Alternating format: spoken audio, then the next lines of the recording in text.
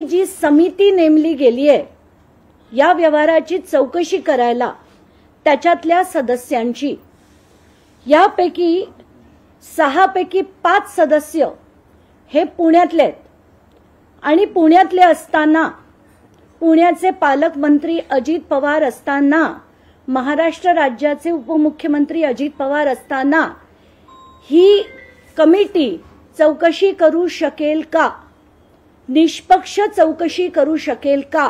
म्हणून माझी पहिली मागणी आहे की अजित पवार यांनी उपमुख्यमंत्री पदापासून आणि पालकमंत्री पदापासून ताबडतोब राजीनामा द्यावा। आता ह्या GR कडे मी परत येणार आहे पण थोड्या वेळाने। आता पहिली गोष्ट, हे जे अग्रीमेंट झालंय त्याच्यात कोण म्हणतं 1804 कोटी होतं, ते 300 कोटीला घेतलं, त्याच्यावर स्टॅम्प ड्युटी भरलं नाही, अमुक तमुक तमुक। माझा पहिला प्रश्न की जे तिथे गायकवाड कुटुंब होतं, ज्यांना ती महार वतनाची जमीन मिळाली जी नंतर खालसा झाली, ती खालसा झाल्यानंतर त्यांना ती परत कधीही दिली गेली नसताना त्यांनी पॉवर ऑफ अटॉर्नी देऊन, म्हणजे ती जमीन माझ्या नावावरच नाहीये तर मी पॉवर ऑफ अटॉर्नी देऊन त्याचा व्यवहार कसा करू शकते। पहिला मुद्दा म्हणजे ती जमीन त्यांच्या नावावर होणं अपेक्षित होतं, त्याच्यानंतरच हा व्यवहार त्यांना करता आला असता। पण शीतल तेजवानी नावाची व्यक्ती ही 11,000 रुपये 30 डिसेंबर 2024 ला भरते, त्याचं पत्र ती कलेक्टरना पाठवते 30 डिसेंबर 2024 ला आणि 30 डिसेंबर 2024 पासून कलेक्टर त्याच्यावर कुठल्याही प्रकारची कारवाई करत नाही। तर अशा कलेक्टरना तात्काळ निलंबित केलं पाहिजे। मुद्दा नंबर 2, ही जी so called power of attorney आहे ती सुद्धा रजिस्टर्ड नाही। तर कायदा असा म्हणतो की जेव्हा विक्रीचा व्यवहार असतो आणि विक्रीची सही करायची असते तर ती power of attorney he registered लागते, तर ही पॉवर ऑफ अटॉर्नी रजिस्टर्ड नव्हती। मुद्दा नंबर 3 जे आत्ता म्हटलं गेलं होतं आणि हा अतिशय महत्वाचा मुद्दा आहे की हे जे सो कॉल्ड आम्ही कॅन्सल रद्द करून टाकतो, आम्ही तो चोरीचा माल परत देऊन टाकतो आणि पोलिसांना सांगतो मला पकडू नका। तर आता ह्या गोष्टी समजून घेणं गरजेचं आहे की कॅन्सलेशन ऑफ डॉक्युमेंट असेल तर त्याला जे गव्हर्न करणारे कायदे आहेत ते काय काय आहेत। तर त्याच्यात 5 कायदे आहेत। पहिलं आहे स्पेसिफिक रिलीफ ऍक्ट 1963, त्याच्या सेक्शन 31 ते 33 मध्ये कोण कॅन्सल करू शकतं याचे डिटेल्स आहेत। दुसरं इंडियन कॉन्ट्रॅक्ट ऍक्ट, तिसरं रजिस्ट्रेशन ऍक्ट, चौथं सिव्हिल प्रोसिजर कोड आणि 5वं लिमिटेशन ऍक्ट। आता कुठलाही व्यवहार रद्द करताना कोण करू शकतं, जर मी जागेची मालक आहे आणि मी कोणाला विकली तर मी किंवा ते घेणारे हा व्यवहार रद्द करू शकतात। पण आताच्या घटनेला शीतल तेजवानी ही जागेची मालकही नाही, तिच्याकडे सही करण्याचे अधिकार नाहीयेत। ती जर पॉवर ऑफ अटॉर्नी सगळी वाचली तर तिला पॉवर ऑफ अटॉर्नी मध्ये त्या गायकवाड कुटुंबानी जे अधिकार दिलेत त्यात कुठले कुठले अधिकार आहेत तर वकील नेमण्याचे, गव्हर्नमेंट ऑफिसमध्ये प्रतिनिधित्व करण्याचे, इतर सगळे अधिकार, कोर्टात केसेस फाईल करण्याचे, डॉक्युमेंटेशन तयार करायचे अधिकार आहेत। पण गायकवाड कुटुंबाच्या वतीने खरेदी खतावर सही करण्याचे अधिकार शीतल तेजवानीला नाहीत, म्हणून एक तर ती करू शकत नाही। अमेडिया एंटरप्राइजेस कडनं जर लिहिलं गेलं तर एखादा व्यक्ती, आता कायदा काय म्हणतो मी कायद्याप्रमाणे वाचून दाखवते। हे जे पहिलं पत्र आहे ते दुय्यम निबंधक यांनी 7 तारखेला दिलेलं पत्र आहे। ते कोणाला आहे? प्रति अमेडिया एंटरप्राइजेस LLP तर्फे भागीदार श्री दिग्विजय अमरसिंह पाटील, आपण सादर केलेल्या रद्द लेखाबाबत आज तारीख सो अँड सो रोजी तुम्ही हा रद्द लेख शीर्षक दस्तावेज नोंदणीच्या उद्देशाने या कार्यालयात आणून दाखवला आहे। याबाबत पुढील प्रमाणे, मग त्यांनी मुद्दा नंबर 1 आणि मुद्दा नंबर 2 लिहिला त्याच्यात की तुम्ही इतके टक्के स्टॅम्प ड्युटी, इतके टक्के सेस, अमुक तमुक करून तुम्ही भरायला हवेत. मुद्दा नंबर 2 सुद्धा तसाच आहे. शेवटची ओळ म्हणते वरील मुद्दा नंबर 1 व 2 मधील बाबींची पूर्तता करून दस्त नोंदणीसाठी सादर करण्यात यावा, जेणेकरून पुढील कारवाई करणे शक्य होईल. तर या विद्वान निबंधकांना सांगणं आहे की हा रद्द ना पार्थ पवार करू शकतात, ना त्यांची अमेडिया कंपनी करू शकते, ना शीतल तेजवानी करू शकते. कारण हे रद्द करण्याचे अधिकार या दोन्ही मंडळींना नाही, कारण त्यांच्याकडे जमिनीचेच अधिकार मुळात नाहीयेत. तर ही जर रद्द करायची असेल तर त्याचं प्रोसिजर आहे आणि ते प्रोसिजर असं आहे की सरकारनी कोर्टात रद्द करण्याचं ते करू शकतात.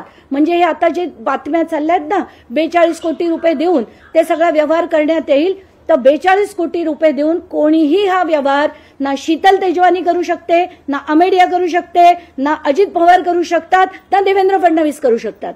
कायद्याने हा व्यवहार रद्द होता येणार नाही. आता त्याच्यातल्या काही बाबी मी मुद्दाम वाचून दाखवते. Who can sick cancellation? The aggrieved person, म्हणजे जसं मी म्हटलं माझी जमीन असेल तर मी विकत घेणारा असेल तर तो, किंवा आमचे लिगल एअर्स, किंवा गव्हर्नमेंट अथॉरिटीज जर ही पब्लिक प्रॉपर्टी असेल तर. आणि जसं मी म्हटलं ही खालसा झालेली जमीन आहे, तर हे फक्त रद्द करण्याचे अधिकार हे सरकारकडे आहेत. ते सुद्धा सिव्हिल कोर्ट मूव्ह केल्यानंतरच त्यांना करता येण्यासारखे आहेत. आता सेक्शन पहिलं मी स्पेसिफिक रिलीफ ऍक्ट तुम्हाला वाचून दाखवते. त्यात सरळ सरळ असं लिहिलंय की फ्रॉड करणाऱ्या अधिकाऱ्यांना हे करण्याचे अधिकार मुळात नाहीच आहेत. तर आता जर अमेडिया कंपनीने हा सरळ सरळ जो फ्रॉड केलेला आहे, त्यांनी जर दस्तावेज कॅन्सलेशनचे म्हणजे रद्द करण्यासाठी मागणी केली असेल तर त्यांना तो हक्क नाही, असं स्पेसिफिक परफॉर्मन्स ऍक्ट मध्ये सेक्शन 31 पासून सगळं लिहिलेलं आहे. त्याच्यातल्या पहिल्या सेक्शनमध्ये म्हणजे सेक्शन नंबर 16. आता हे जे मी बोलतेय ते सगळं माध्यमांकडे पीडीएफ मध्ये मी देणार आहे, ते तुम्ही तुमच्या चॅनलवर दाखवा. तर पहिला अधिकार, personal bar to relief specific performance of contract can not be enforced in favour of a person. जर त्यांनी विलफुल फ्रॉड केला असेल अशा व्यक्तीला कॅन्सलेशनचा अधिकार नाही. दुसरं, हे कोण करू शकतं? तर याच्यात मुद्दा नंबर 32 मध्ये सरळ लिहिलेलं आहे की a court in its discretion if so adjust and order only then can it be cancelled. आता मुद्दा नंबर 2, रजिस्ट्रेशन ऍक्ट काय म्हणतं? तर जसं मी कालपासून म्हणत होते की रजिस्ट्रेशन ऍक्ट मध्ये 2 गोष्टी आहेत, सेक्शन नंबर 81 आणि सेक्शन नंबर 82. तर याच्यातलं सेक्शन नंबर 81 काय म्हणतं की जे अधिकारी जसं ते येवले आहेत त्यांनी जर चुकीच्या गोष्टी केल्या असतील, ते अधिकारी फ्रॉड करत असतील आणि त्यांना माहिती असून सुद्धा जर त्यांनी फ्रॉड केला असेल तर सेक्शन 81 खाली पेनल्टीज त्यांना काय काय लागतील याचे डिटेल्स दिलेले आहेत. हे shall be punishable with imprisonment for a term which may extend to 7 years or with fine or with both. आणि आता महत्वाचा section 82, penalty for making false statement, delivering false copy or translation, false personation or abetment. म्हणजे काय की जर मी खोटा व्यक्ती उभा केला, म्हणजे ज्याचं नाव आता समजा पार्थ अजित पवारच्या ऐवजी दुसरा पार्थ पवार उभा केला किंवा दुसरा दिग्विजय पाटील उभा केला, तर अशा खोट्या व्यक्तींना जर उभं केलं गेलं तर त्याच्यावर त्यांना शिक्षा होऊ शकते, जी 7 वर्ष किंवा त्यांच्यावर फाईन किंवा दोन्ही हे त्यांना होऊ शकते नाही, ही होते. आता याच्यात तिसरी गोष्ट, सेक्शन 83 म्हणतं की offences punishable under this act shall be triable by court or officer exercising power not less than those of a magistrate. आता सगळ्यात दुसरा गंभीर विषय म्हणजे जो FIR, ज्याच्यात अमेडिया एंटरप्राइजेसचं नाव नाही, पार्थ अजित पवारचं नाव नाही आणि असं सांगितलं की आम्हाला माहित नव्हतं. बावनकुळे ते येऊन म्हणतात की आम्हाला वाटलं ते ज्यांनी सही केली त्यांनी सही केली म्हणून त्यांच्या नावावर FIR केली. तर आता कायदा काय म्हणतो त्याच्याकडे आपण येऊया. तर एमेडिया एंटरप्राइजेस ही एक लिमिटेड लायबिलिटी पार्टनरशिप आहे. तर लिमिटेड लायबिलिटी पार्टनरशिप जेव्हा असते तेव्हा त्याचे जे कायदे आहेत ते लिमिटेड लायबिलिटी पार्टनरशिप ऍक्ट 2008 हे त्याचे कायदे आहेत. तर आता ही जी मी पूर्ण ऍक्ट तुमच्या पुढे वाचून दाखवते त्याच्यातलं सेक्शन 38 म्हणतो आणि हे मुद्दाम ऐका, unlimited liability in case of a fraud. In the event of act carried out by limited liability partnership or any of its partner with an intent to defraud the creditors of limited liability partnership or any other person or for any fraudulent purpose, liability of the limited liability partnership and the partners who acted with intent to defraud creditors of fraudulent purpose shall be unlimited for any of those limited liability partnerships. Now आता याचा अर्थ की आणि त्याच्यात पुढे काय दिलंय, the extent of the partner unless established by limited liability partnership that such act, जर त्यांनी असं सिद्ध केलं पार्थ पवारनी की हे मला माहीतच नव्हतं, हे रजिस्ट्रेशन होणार आहे हे मला माहीतच नव्हतं, तरच फक्त दिग्विजय पाटीलवर ते येऊ शकतं. पण आत्ताच्या घटनेला आपण सगळ्या माध्यमांनी हा पेपर दाखवला आहे. याच्यात कायद्यानी अमेडिया एंटरप्राइजेस LLP ज्याच्या दोन्ही पार्टनर्सच्या सह्या आहेत ते म्हणतात की या व्यवहाराचे अधिकार हे आम्ही पूर्णपणे दिग्विजय पाटलांना देत आहोत. याचा अर्थ आणि याच्यात पार्थ पवारची सही आहे. याचा अर्थ पार्थ पवारला आणि अमेडिया एंटरप्राइजेसला पूर्णपणे या व्यवहाराची कल्पना होती म्हणून. आणि खरं तर आपण सगळेच जण पहिल्याच दिवशी मी त्यांचे जेव्हा डॉक्युमेंट्स काढले तेव्हाच कळलं की 99% पार्टनरशिप ही पार्थ पवारची आहे आणि 1% पार्टनरशिप ही दिग्विजय पाटीलची आहे. पण तरी सुद्धा FIR मध्ये त्याचं नाव घातलं गेलं नाही. हे नुसते वाचवण्याचे धंदे आहेत. आणि आता ही ऍक्ट ही मी तिथल्या पोलीस अधिकाऱ्यांना पाठवून देणार आहे. LLP ऍक्ट 2008 प्रमाणे त्यांची अनलिमिटेड लायबिलिटी आहे आणि पार्थ पवारवर देखील ताबडतोब हा FIR झाला पाहिजे. त्याच्यात पुढे असं दिलंय, without prejudice to any criminal proceedings which may arise under the law for the time being in force, the limited partnership and any such partner or designated partner or employee shall be liable to compensation to person who has suffered the loss आणि provided that such a परत तोच मुद्दा आहे की जर त्याला फक्त माहित नसेल की हा व्यवहार होतोय तरच तो त्याच्यातनं बाहेर पडू शकतो. नाहीतर प्रत्येक पार्टनरला हे भोगावंच लागेल. याची जी शिक्षा आहे ती भोगावी लागेल. आता तिसरा मुद्दा, जर कोणीही सरकारी जमिनीत कुठलाही गैरव्यवहार केला तर त्याच्या लायबिलिटीज किती आहेत, तर त्याच्यावर लागणारे जे क्रिमिनल ऑफेन्सेस आहेत ते किती आहेत त्याचे मी डिटेल्स वाचून दाखवते. Criminal offences and punishment when government land is usurped by forging, manipulating documents, the perpetrators can be charge under several sections of the Indian penal code including section 420, 466, 468, 471, 441, 442, 447 and other relevant section for destruction of falsification of public documents.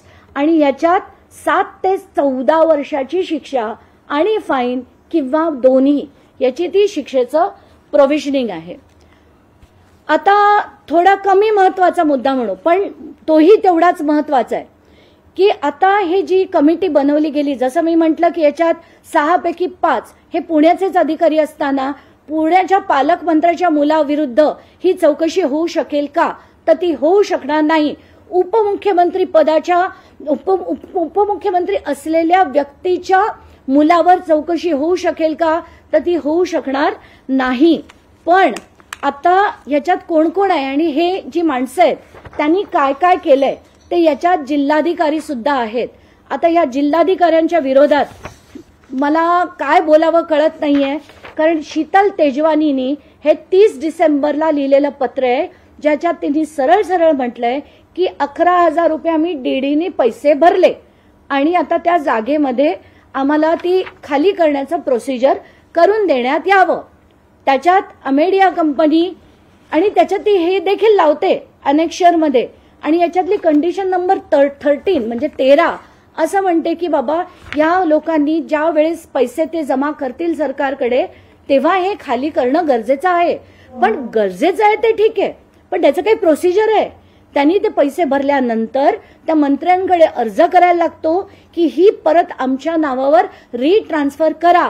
त्यांचं नाव सातबाऱ्यावर लागलं, त्यांचं नाव property कार्डवर लागल्यानंतर इतर हक्क म्हणून नाही, पहिलं नाव लागल्यानंतरच ते कुठलाही व्यवहार करू शकतात. पण हे चुकीचं जसं मी म्हटलं पॉवर ऑफ अटॉर्नी देऊन हा सगळा व्यवहार झालाय, हे ॲब्सोल्यूट फ्रॉड आहे.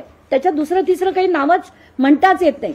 आता त्याचा पुढचा विषय की तहसीलदार हे जेव्हा पत्र लिहितात 9/6ला, त्या पत्राचं मला वाटतं बहुतेक चॅनल्सनी दाखवलंय.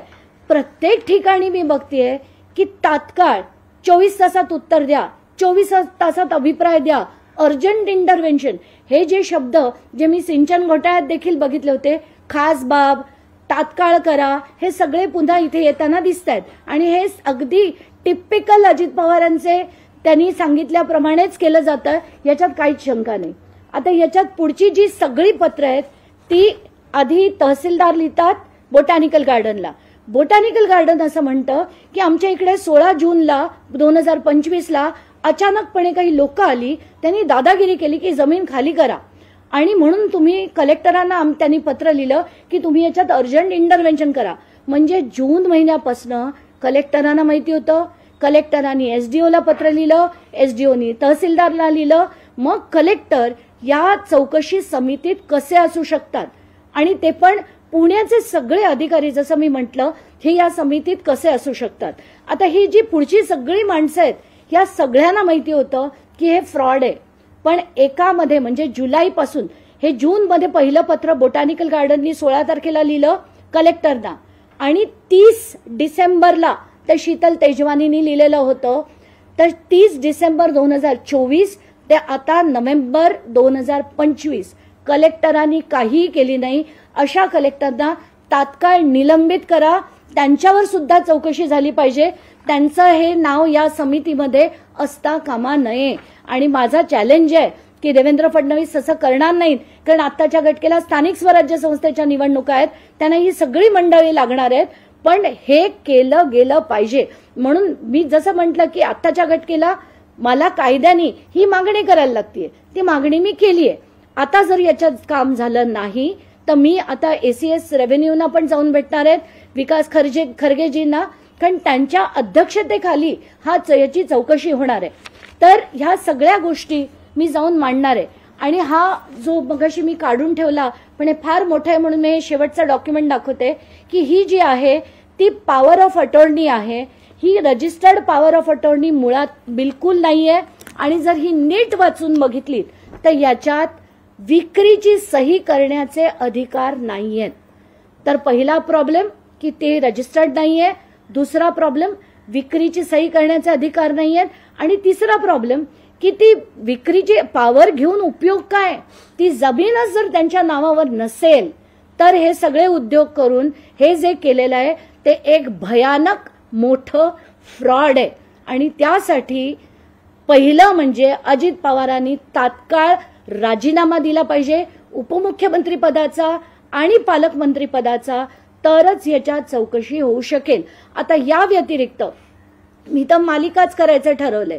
माझ्याकडे आता मी हळूहळू सगळे त्यांचे जेवढ्या कंपनीज आहेत, जवळजवळ 69 कंपनीज अजित पवार आणि त्यांच्या जवळच्या लोकांच्या आहेत, त्याच्यात जमिनीचे किती व्यवहार झाले आहेत हे सगळं मी हळूहळू काढणार आहे. पण आत्ताच्या घटकेला कारण सगळ्याच किचाट व्हायला नको म्हणून कायदेशीर बाबी 2 गोष्टीतल्या मी काढल्या. पहिला म्हणजे हा व्यवहार रद्द करता येणार नाही. सेकंडली हा जो पार्थ पवारला याच्यात बाहेर ठेवलं गेलंय FIR मधनं, तर तात्काळ त्याचं नाव हे FIR मध्ये घातलं गेलं पाहिजे, अमेडिया एंटरप्राइजेसचं घातलं गेलं पाहिजे. कारण लिमिटेड लायबिलिटी पार्टनरशिपमध्ये लायबिलिटी ही अनलिमिटेड पार्टनर्सवर नक्कीच असते जेव्हा फ्रॉड केला जातो तेव्हा. चला, धन्यवाद. अंजलीताई, तुम्ही म्हणताय की उपमुख्यमंत्री अजित पवारांनी राजीनामा तुमची मागणी आहे, पण अजित पवारांचं तर म्हणणं असं आहे की मला तो पत्ता पण माहिती नाही, पार्थ पवारने हे व्यवहार केले हे मला माहितीच नाही. मग याच्यामध्ये आका कोण आहे? तर कदाचित आता अजित पवारांना अशी अनेक उत्तरं द्यायला लागतील, कारण याच्या पुढे मी पार्थ पवारांच्या सगळ्या कंपनीज, सुनेत्रा पवारांच्या सगळ्या कंपनीज, अजित पवारांनी स्थापन केलेल्या सगळ्या कंपनीज, आता त्याच्यात कोण कोण आहेत, त्याच्यात किती जमिनी आहेत, या सगळ्याचेच खुलासे करणार आहे. त्यामुळे आता अजित पवारांनी असलं बोलणं बंद केलं पाहिजे. ते परवाच्या एका पत्रकार परिषदेत असंही म्हणाले की 2009 मध्ये माझ्यावर काही आरोप झाले, 15-16 वर्षात ते सिद्ध नाही झाले. प्रत्येक आरोप सिद्ध झाला होता. चार्जशीट देखील फाईल झाली होती. बाळगंगा धरणात, कोंडाणे धरणात सगळ्यामध्ये चार्जशीट फाईल झाली होती. पण तुमचे मित्र देवेंद्र फडणवीस झाल्यानंतर तुमच्या सगळ्या केसेस या बंद करण्यात आल्या, त्या सगळ्या रिओपन झाल्या, तर तुमची काशी होईल याच्यात काही शंका नाही. मात्र ते असंही म्हणतात की एकीकडे काही दिवसांपूर्वी माझ्या कानावर आलेलं होतं आणि काही अगदी कारण ते सुरुवातीला पहिल्याच दिवशी जेव्हा विचारलं गेलं ते भांबावले होते आणि तेव्हा ते म्हणालेत की मला कल्पना आहे की असं काहीतरी होत होतं. पण दुसऱ्या दिवशी मला वाटतं फडणवीसांनी त्यांना पट्टी पडवली असेल आणि त्यानंतर त्यांची भाषा बदलली. मग म्हणतात मला माहीतच नव्हतं, मी तर सकाळी 6 ते रात्री 8 पर्यंत काम करत असतो. म्हणूनच तुमचा मुलगा काय करतो आणि 300 कोटी ही अजित पवारांसाठी जसं मी म्हटलं चिल्लर रक्कम आहे, कारण जो 72,000 कोटीचा स्कॅम पचवतो त्यांच्यासाठी 300 कोटी ही चिल्लर रक्कम आहे. मुलं जेव्हा मोठी होतात ते त्यांचे व्यवसाय करतात, आपल्याला त्यातलं काही माहिती नसतं असंही ते म्हणाले होते. हे पटतं कसं पटेल सांगा ना, कारण त्याच्यात ते असंही म्हणाले की तज्ज्ञांकडनं घ्यायला हवं, आपण तज्ज्ञांना विचारून अमुक व्यवहार करायला हवे. मुलं मोठी झाली तरीही त्यांनी तज्ज्ञांचं रेकमेंडेशन घ्यायला हवं असं देखील ते म्हणाले. पण आत्ताच्या घटकेला जसं मी दाखवलं, दुय्यम निबंधक सुद्धा जर म्हणत असतील की हे अग्रीमेंट रद्द करण्यासाठी तुम्ही कंडिशन नंबर 1 आणि कंडिशन नंबर 2 पूर्तता करून ते डॉक्युमेंट आणा, म्हणजे या निबंधकांना सुद्धा कायदा माहीत नाही की हे व्यवहार हे दोघं माणसं करूच शकत नाही. हा व्यवहार रद्द होऊच शकत नाही या 2 व्यक्तींकडनं. हा जर रद्द करायचा झाला तर सरकारला सिव्हिल कोर्टात दाद मागायला पाहिजे आणि सिव्हिल कोर्टच्या ऑर्डरनीच हा व्यवहार रद्द होऊ शकतो. काही अजित पवार हे दलित विरोधी असं तुम्हाला या एकंदरीत सगळ्या प्रकरणावरून वाटतं का? कारण यापूर्वी सुद्धा जेव्हा काँग्रेसच्या सरकारमध्ये दादा उपमुख्यमंत्री होते, चंद्रकांत नांडोरेंसोबत त्यांचा निधी वाटपावरून वाद झाला होता. आता सामाजिक न्याय विभागाचा निधी सुद्धा त्यांनी वळवलेला आहे. महारवतनाची जमीन हडपण्याचा हा प्रयत्न आहे, कसं पाहताय? मला असं वाटतं की जो माणूस स्कॅमवर स्कॅम करतो आणि तरी पण बिनधास्तपणे म्हणतो, म्हणजे त्यांनी सिंचन घोटाळा तर अख्ख्या महाराष्ट्राने त्याचा कीस पाडलेला बघितला, महाराष्ट्र स्टेट कोऑपरेटिव्ह बँकचा घोटाळा बघितला, सगळे साखर कारखाने कसे सगळे घशात घातले 5-5, 6-6 ते सगळे बघितले, जरांदेशवरवर ईडीची इन्क्वायरी चालली होती ती बघितली. ते ही माणसं ना, यांना फक्त पैसा पैसा आणि पैसा लागतो. मग तो कुठूनही यावा, कोणाकडनंही यावा, तो महार असो, कोणी खालच्या म्हणजे बाकीच्या याच्यातले असो, जातीतले असो, कुठल्याही जातीतले असो, धर्मातले असो, त्यांना कशालाचाही फरक पडत नाही. त्यांना फक्त दिसतो तो भ्रष्टाचार आणि पैसा आणि सत्ता. एकीकडे बावनकुळे असं म्हणतात की मला याच्याबद्दल काही माहित नाही, अजितदादा म्हणतात की मलाही कल्पना नाही. नाका करून या सगळ्या गोष्टी चालल्या की त्यांचेही हात तिथे असतील? नाही, आता बावनकुळेंना या सगळ्या गोष्टी माहित नाही. मग कलेक्टर यांना जे पत्र थेट डिसेंबरमध्ये गेलं होतं, त्यांनी ते वर कळवलं नाही. जर कळवलं असेल तर त्यांनी दाखवावं, नसेल कळवलं तर आपण बावनकुळेंना म्हणू शकतो.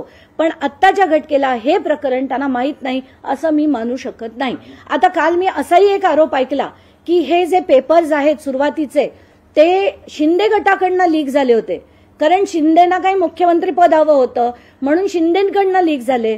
कोणी म्हणतं राष्ट्रवादीला आता डच्चू द्यायचा आहे मुख्यमंत्र्यांना म्हणून हे सगळं केलं जात आहे. स्थानिक स्वराज्य संस्थेत मला वाटतं कोल्हापूरला अजित पवार आणि शरद पवार एकत्र येत आहेत हे ऐकून देवेंद्र फडणवीसांनी हे पेपर लीक केलेत. हे ज्यांनी कोणी लीक केलेत ते आत्ताच्या घटकेला लीक केलेत. पण मला असं वाटतं की हे इतके घाण भ्रष्टाचारी आहेत की यांच्या विरुद्ध आता खरंच पेटून उठण्याची गरज आहे. तर तुम्ही यापूर्वी सुद्धा सिंचन घोटाळा काढला होता, कुठलीही कारवाई झाली नाही, दादा त्यातून पण वाचले.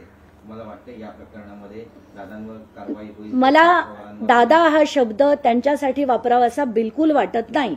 मला माझ्यासाठी ते अजित पवार आहेत, ते माझ्या राज्याचे उपमुख्यमंत्री आहेत आणि मी त्यांना अजित पवार याच नावाने संबोधणार. त्यांना मी कधी त्यांचा अनादर शब्दाने करणार नाही, पण आदर देण्याच्या पात्रतेचे ते नाही.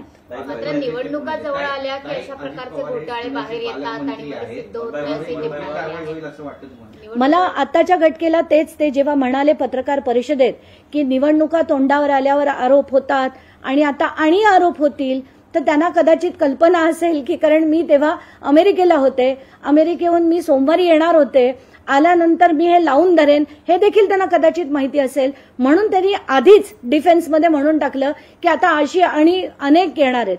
पण ती निवडणूक असो नसो, कधी सिंचन घोटाळा जेव्हा काढला तेव्हा 2012 मध्ये काढला, तेव्हा कुठलीही निवडणूक नव्हती. तर त्याच्यानंतरची जेव्हा जेव्हा आम्ही लढे दिले तेव्हा कुठल्याही निवडणुका नव्हत्या. तर हे सगळं म्हणणं ते लोकांच्या डोळ्यात धूळपेके, दुसरं काही नाही. चला, धन्यवाद, थँक्यू. ताई, हिंदीत अरे नको ना. नाही, दोनच प्रश्न आहेत. ते सिंचन घोटाळा, हिंदी चॅनलला. एकच मी सगळं हे नाही, सगळी कहाणी नाही हिंदी. आता जेमते माझा आवाज रिकवर झालाय माहिती, थोडा तरी. सिंचन घोटाले में निसार खत्री के खिलाफ राज्य सरकार ने सर्वोच्च न्यायालय में अपील क्यों नहीं दायर की है और इसी निसार खत्री को राज्य सरकार 500 करोड़ दे रही है सिंचन घोटाले के तहत, कि ये सच है? आपने काफी हद तक छानबीन की. अगर आप देखेंगे कि ये जो निसार खत्री है, इनकी FA कंस्ट्रक्शन, FA एंटरप्राइजेज नाम की कंपनी है, जिसको हर जगह पर, चाहे वो 5 इरिगेशन कॉरपोरेशंस में से, मुझे जहां तक पता है VIDC और KIDC, ये दोनों इरिगेशन कॉरपोरेशंस में उनको बहुत ज्यादा डैम के कॉन्ट्रैक्ट्स मिले थे. उसमें जो KIDC का इशू मैंने लड़ा था, उसमें उनको 13 डैम के कॉन्ट्रैक्ट मिले थे. ये 13 डैम्स के अगेंस्ट मैं जब हाईकोर्ट में गई थी, हाईकोर्ट ने इंक्वायरी कमीशन बिठाया था जिसमें SIT थी with of ED as well as ACB, और ये सारी जो इन्वेस्टिगेशन चालू थी, इसको ओवरनाइट जो स्वेरिंग इन हुआ, जिसमें देवेंद्र फडणवीस और अजित पवार इन्होंने स्वेरिंग इन सेरेमनी किया, उसके एक दिन पहले ये सारी केसेस क्लोज कर दी गई थी. और अभी ये सेम निसार खत्री को 500 करोड़ के करीब करीब कुछ पैसे हैं जो उनको वापस यही सरकार, देवेंद्र फडणवीस की सरकार अगर दे रही है, तो इससे ज्यादा दर्द की बात हमारे जैसे एक्टिविस्ट के लिए हो ही नहीं सकती. प्रश्न घेताय का? पहिल्या दिवशी जेव्हा दादांना माहिती पडलं या प्रकरणामध्ये, तर आपण बघतोय की पहिल्या दिवशी दादा थोडे भडकलेले बघायला मिळाले, अस्वस्थ बघायला मिळाले. दुसऱ्या दिवशी जेव्हा वर्षावरती मुख्यमंत्र्यांनी उपमुख्यमंत्र्यांना बोलवून घेतलंय, त्यामध्ये एकंदरीत ते ठरलंय की या प्रकरणात मार्ग कसा काढायचा, तोडगा कसा काढायचा. जेव्हा माध्यमांशी बोलायला वर्ली डोममध्ये उपमुख्यमंत्री आणि सोबत असलेले प्रफुल्ल पटेल आले, तेव्हा या प्रकरणात एकंदरीत पण हा चौकशीचा फार्स आहे असं तुम्हाला वाटतंय का, की मॅनेज केलेलं आहे सर्व? हे चौकशीचा कम्प्लीट फार्स आहे. पहिलं म्हणजे त्या FIR मध्ये पार्थ पवारचं आणि अमेडियाचं नाव नसणं हा त्याच्यातली पहिला स्कॅम आहे असं मी म्हणेन. आणि देवेंद्र फडणवीस अतिशय हुशार आहेत. त्यांनीच यांना मार्ग सांगितला असेल की तुम्ही रद्द करण्याचा हे टाका, ऍप्लिकेशन टाका, आणि ते रद्द करण्याचं ऍप्लिकेशन टाकल्याबरोबर सगळ्या माध्यमांमध्ये आपण सांगून देऊ की हा विषय संपला आणि रद्द झालं. पण आता त्यांना कळेल की हे रद्द करता येणार नाही.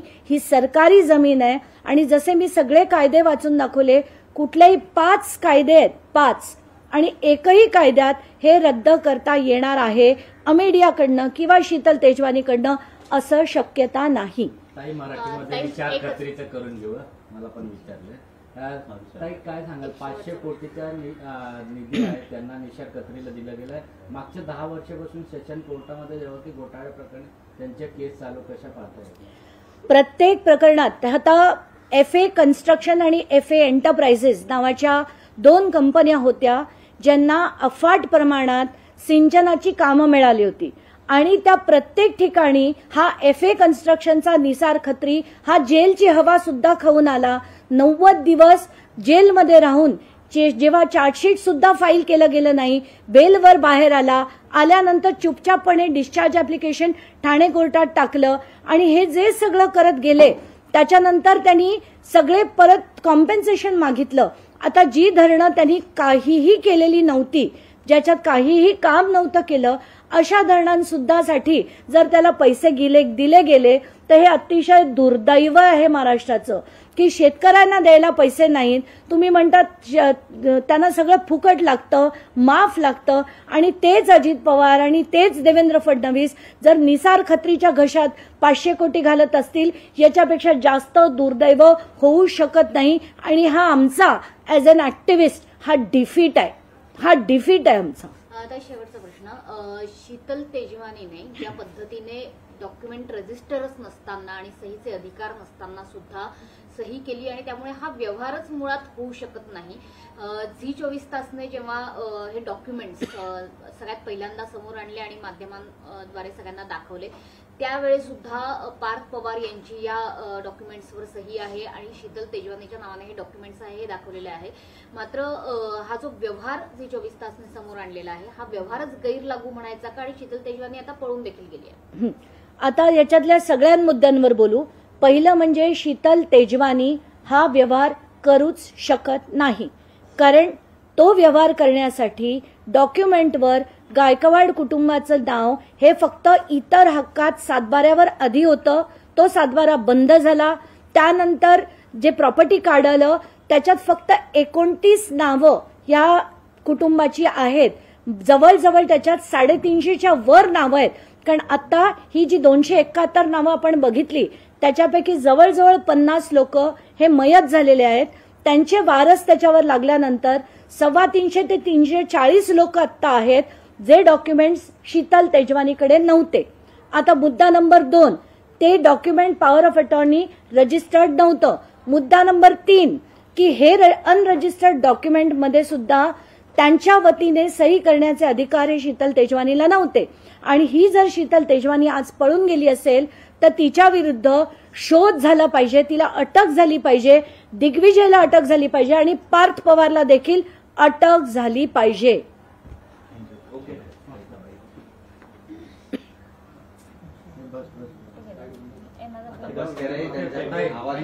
गेला जातो रे त्यांनी.